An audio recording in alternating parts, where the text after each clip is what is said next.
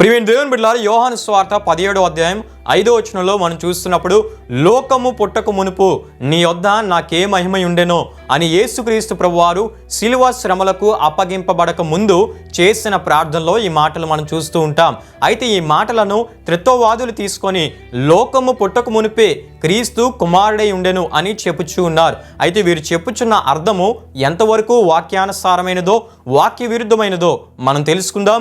అంతేకాకుండా అక్కడ రాయబడిన మాటల యొక్క అర్థాన్ని కూడా మనం తెలుసుకుందాం. ప్రియమైన దేవుని బిడ్డలారా, త్రిత్వవాదులు చెప్పుచున్న రీతిగా లోకము పుట్టక మునిపే క్రీస్తు కుమారుడై ఉన్నట్లయితే మొట్టమొదటిగా కాల పరిమితితో కూడిన తాత్కాలిక కుమారత్వమునకు సమ్మతించిన ప్రతి లేఖనము యోహాను సువార్త 17వ అధ్యాయం 5వ వచనానికి విరుద్ధమవుతుంది.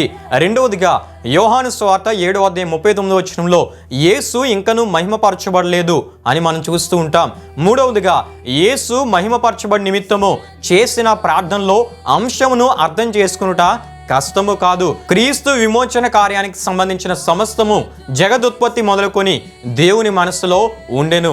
లోకము పుట్టక మునిపే దేవుని మనస్సులో క్రీస్తు కన్యక గర్భంలో జన్మించెను, నిందారహితునిగా జీవించెను, ఘోరముగా చంపబడెను, విజయవంతునిగా లేచెను, మహిమలో ఆరోహణుడాయెను.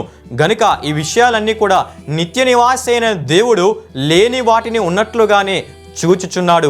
గనుకనే ఎఫెసీయులకు రాసిన పత్రిక 1వ అధ్యాయం 4 నుండి 6 వరకు రాయబడిన వాక్యవచనాల ప్రకారము మనలను తన కొరకు ముందుగా నిర్ణయించుకొనెను.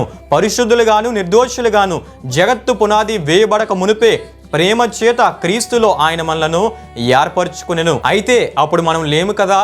అయితే దీని అర్థం ఏంటంటే, దేవుని మనస్సులో, ఆలోచనలో, ఉద్దేశములలో ఇవన్నీ ఉన్నాయని దీని అర్థమై ఉన్నది. గనుక వాక్యాన్ని సరిగ్గా అర్థం చేసుకుందాం. వాక్యాన్ని సరిగ్గా అర్థం చేసుకుంటే దేవుడు ఒక్కడే అనే అద్భుత సత్యము మనకు తెలియజేయబడుతుంది. ఆయనే యెహోవా యేసుక్రీస్తు అనే విషయం మనకు తెలియజేయబడుతుంది. ఆమేన్.